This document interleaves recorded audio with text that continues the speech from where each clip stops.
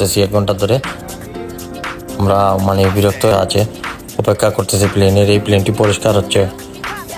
Finally এই যে দেখুন, ডিশো হিসাবে রাখা হয়েছে বিদেশি পর্যটকদের জন্য। যেহেতু ইন্টারন্যাশনাল এয়ারপোর্ট, এগুলো রাখতে হবে বাধ্যব। এগুলা মানুষের সাথে বিদ্ধ বলে আমাদের লাইনটি হচ্ছে ডোমেস্টিক লাইন। যেহেতু আমরা ডোমেস্টিকে, আমাদের আরেকটি ঝামেলা রয়েছে। আমাদের লাকিস এইখান ডোমেস্টিক সাইটে গিয়ে 1 ঘন্টা ধরে ওয়েট করতেছি। এই মুহূর্তে সিলেট এয়ারপোর্টে আসলাম, ঢাকার উদ্দেশ্যে রওনা দিব। Boeing 777 বাংলাদেশ বিমানে করে আজকে। আপনারা দেখবেন, ভালো লাগবে অবশ্যই। পুরো ব্লগটি ওয়াচ করুন।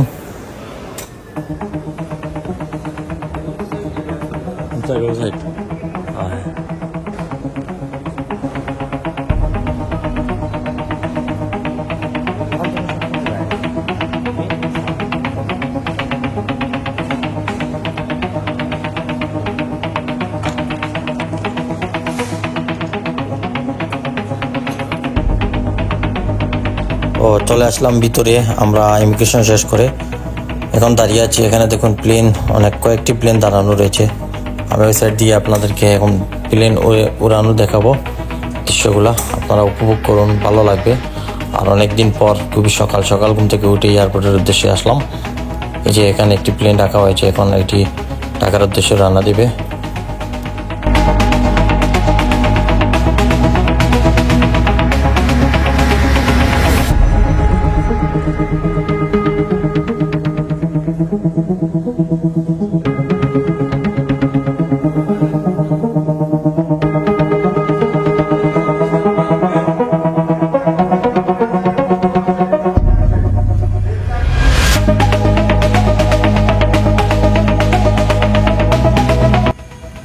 আমি দেখতে পারতেছি এখান থেকে ছোট্ট একটি প্লেন, এটি হয়তো ডোমেস্টিক, এটি ঢাকাতে যাবে। এখন ছেড়ে দিয়েছে।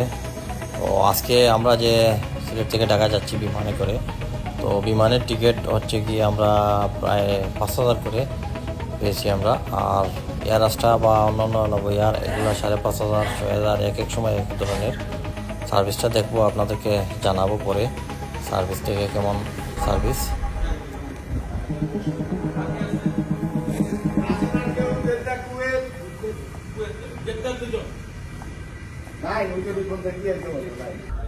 তো একটি জিনিস লক্ষ্য করুন, এখানে আমাদের সেনাবাহিনীর একটি এয়ারক্রাফট এখানে দাঁড়ানো। সম্ভবত সেনাবাহিনীর কোনো মিশন চলতেছে, যার কারণে এটি একটি দাঁড়ানো রয়েছে এখানে।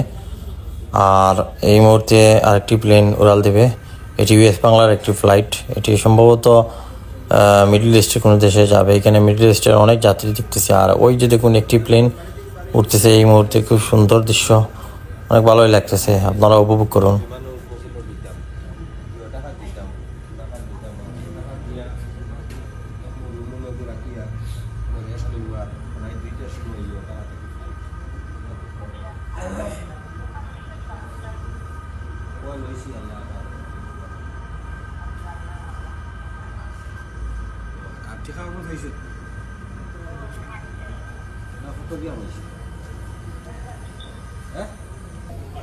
এইমাত্র আরেকটি ছোট প্লেন ডোমেস্টিক, এটি ঢাকার উদ্দেশ্যে যাবে।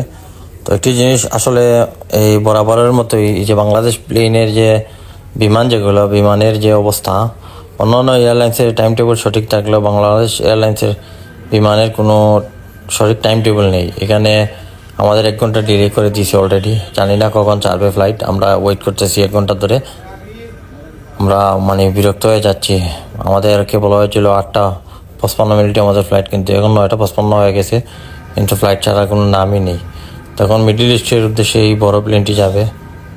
এইমাত্র ছেড়ে দিল, আমরা দেখতে পারতেছি।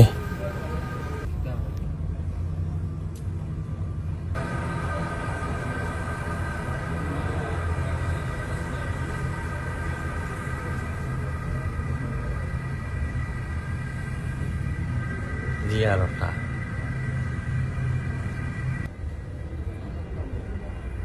বড় শব্দ করে রোববার।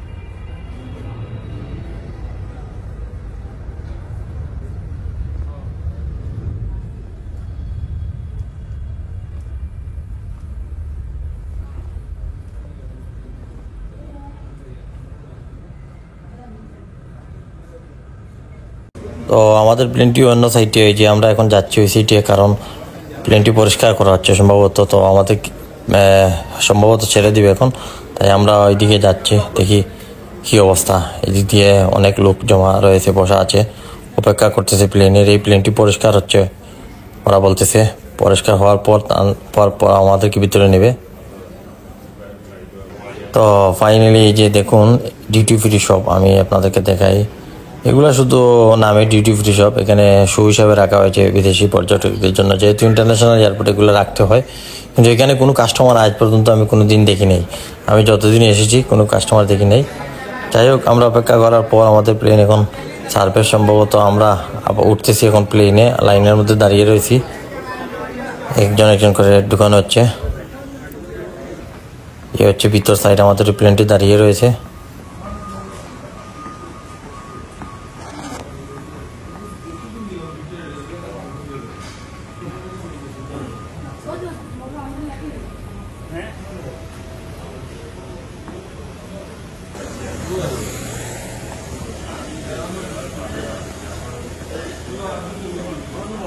Gate number 2.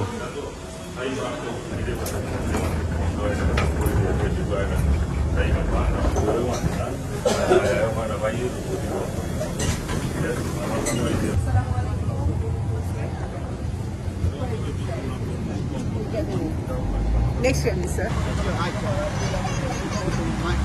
Jade.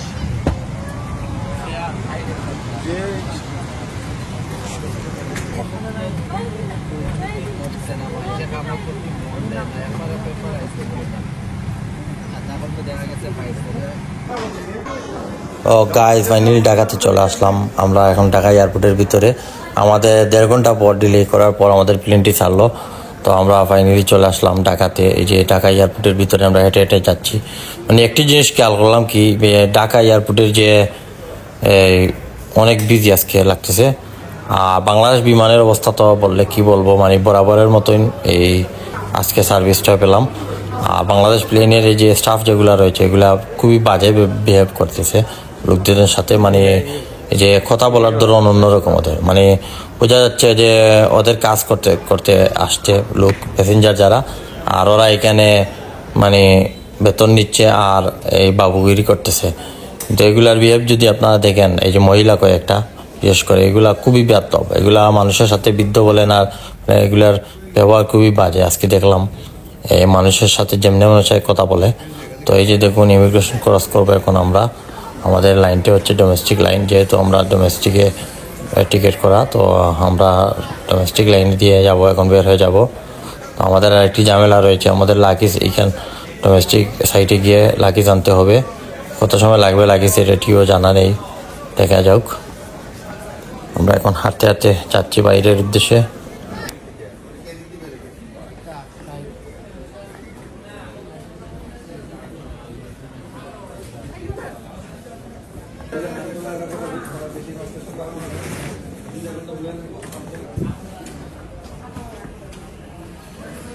তো ফাইনালি আমরা লাগেজের জন্য 1 ঘন্টা ধরে ওয়েট করতেছি, এখনও লাগেজ পাচ্ছি না।